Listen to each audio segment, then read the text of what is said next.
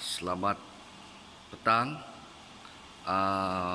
Pada hari ini saya akan membuat penilaian Hyrek yang dibuat di bengkel pemesinan.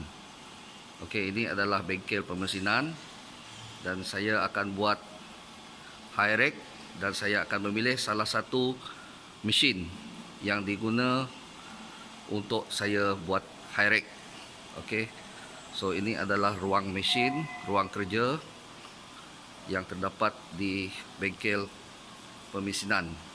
Okey, kita terdapat berbagai jenis mesin di sini, iaitu yang bahagian ini kita namakan sebagai milling mesin, iaitu mesin kisar. Okey, ini adalah mesin kisar. Okey, mesin kisar. Okay, kawasan ini kita namakan sebagai bahagian mesin kisar lah. Okey. Kemudian kita bergerak kepada bahagian ini. Yang ini kita namakan sebagai mesin larik. Okey, mesin larik. Okey. Dan yang ini adalah mesin gergaji kuasa. Okey, mesin gergaji kuasa. Okey. Ini adalah ruang kerja, okey, yang terdapat di bahagian pemesinan. Okey. Jadi yang ini adalah mesin larik juga. Okey, mesin larik. Manakala di bahagian ini adalah bahagian mesin canai. Okey, mesin pencanai.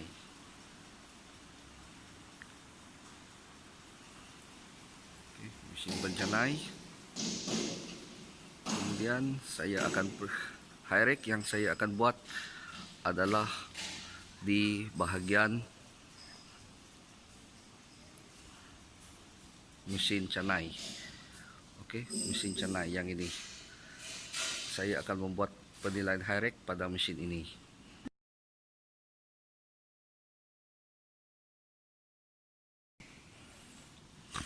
Okey, jika ditelitikan mesin ini, terdapat 3 mesin ini. Jika diperhatikan, mesin ini adalah cukup ringkas, namun ia juga boleh mengundangkan kepada kemalangan. Okey. So, Hyrek yang saya akan buat adalah pada mesin ini. Mesin ini cara kerja dia adalah seperti, pertama sekali kita akan on power supply, switch, okey, bekalan elektrik. Kemudian seterusnya daripada bekalan elektrik tersebut dia akan pergi kepada mesin. Kemudian kita akan on switch pada mesin ini. Okey, apabila kita on, okey, pertama sekali kita on switch ini. Dan yang kedua adalah kita on switch pada mesin. Okay. Apabila kita on switch mesin, roda pencanai ini akan berputar. Okay. Roda pencanai ini akan berputar. Okay. Sebelum saya pergi kepada Hyrek, saya akan terangkan SOP mesin. Dan ini adalah SOP mesin.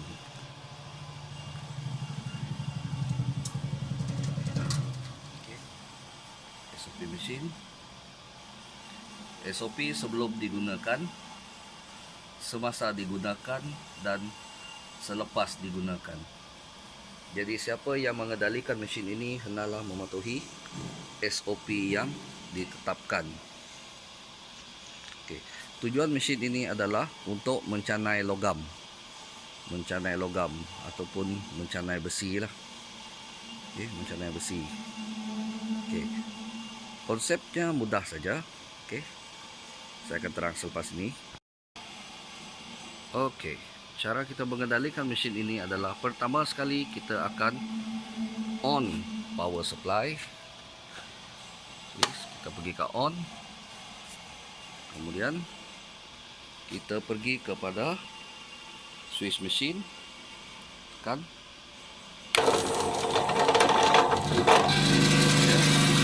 roda akan berputar. Roda akan berputar. Kemudian kita letak benda kerja bagian tepi dan kita canai. Ini adalah konsep mesin.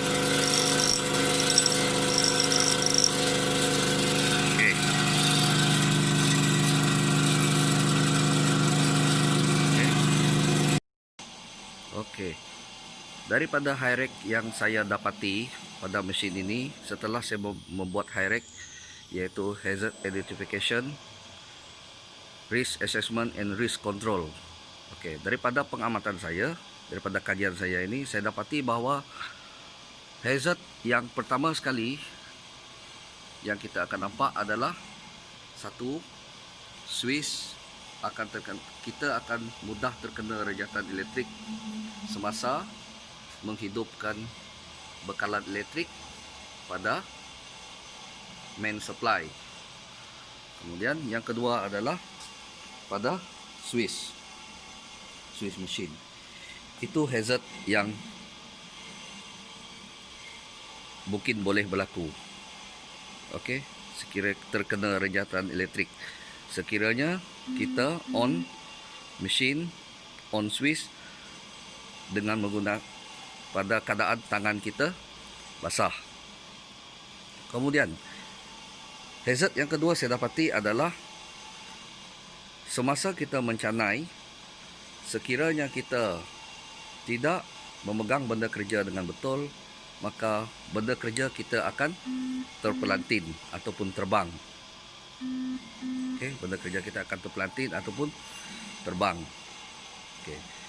Yang ketiga adalah sekiranya kita mencanai, mesin ini tidak didapati penghadang. Okey, mesin ini tidak ada penghadang. Bermaksud kecederaan boleh berlaku pada bahagian mata. Okey. Jadi untuk pengisian borang high rake, selepas kita kenal pasti hazard ataupun hazard identified, kemudian kita akan pergi kepada risk assessment, risiko yang kita akan hadapi. Okey, risiko yang kita akan hadapi adalah kebarangkalian, okey, mata kita akan tercedera daripada serpihan tatal. Okey, berkemungkinan besar akan berlaku. Okey, benda kerja akan terpelantin. Okey, kedua. Dan yang ketiga adalah renjatan elektrik. Okey, renjatan elektrik. Okey, berkemungkinan akan berlaku. Berkemungkinan besar akan berlaku adalah serpihan tata ataupun benda kerja akan terbang. Oleh itu, daripada assessment yang kita dapati, maka mesin ini untuk kita mengawal kemalangan ataupun kecelakaan, maka dari segi engineering control kita akan buat penghadang cermin di sini. Okey. Jadi dalam masa kita mencanai, jadi kita boleh tatal tu akan ada menghadang daripada terkena mata. Iaitu ada penghadang cermin di sini. Okey. Itu adalah daripada engineering control. Yang kedua adalah switch pada mesin. Kita akan tampal satu plastik. Okey. Plastik yang keras.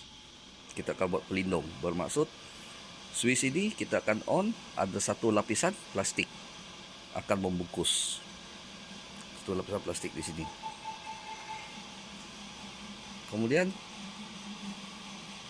yang ketiga, untuk kita elak daripada benda kerja tersebut terbang, maka untuk kita elak, kita tidak boleh nak dari segi engineering control, kita tak boleh nak buat. Jadi apa yang kita buat adalah kedudukan mesin ini. Jadi semasa proses mencanai,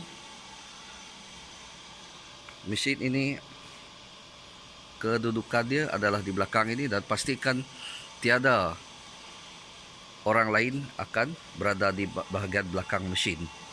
Kerana berkemungkinan sekiranya benda kerja terbang, dia akan terkena orang di sekitar ini. Jadi untuk kita elakkan, maka kita tak benarkan orang lain berada di belakang ini semasa proses mencanai dijalankan.